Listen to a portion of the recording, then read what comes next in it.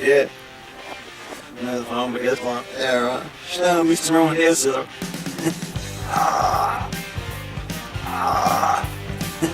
Are the Satan horns too much? Alright, I'll take them off then.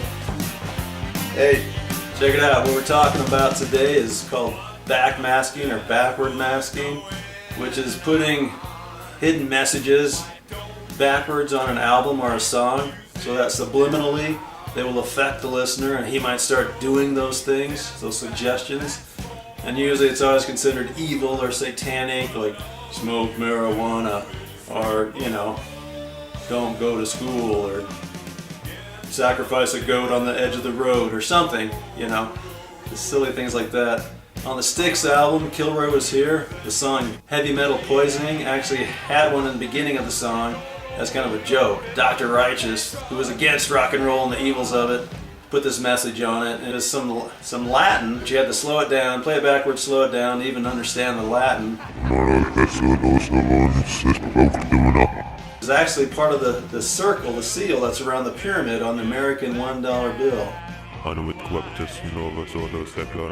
Basically says something like, God has favored us. Although I've never been affected, you know, by any satanic message, as far as I know, right?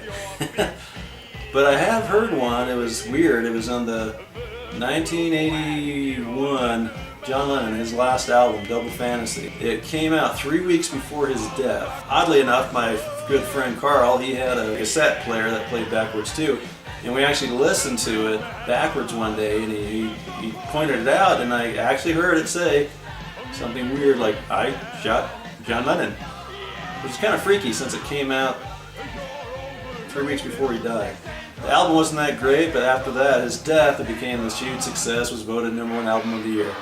Anyway, that's our WTF, What the Freak, for the day. It's backmasking or backward masking. My recommendation is to play your music forward and enjoy it, right? Of course, there's always that joke, what do you get when you play a country song backwards? You get your job back, you get your wife back, you get your dog back, you get your car back. Thanks, Steve. Steve Braun, our drummer, everybody. Of course, also the other joke is, if you play the Mormon Tabernacle Choir backwards, you get Jello salad recipes. Thanks again, Steve. Steve Braun, everybody. I like to play. Anyway, play your music forward and enjoy it, and don't get affected by the backward masking, if they even do it anymore, right? Anyway, enjoy your music.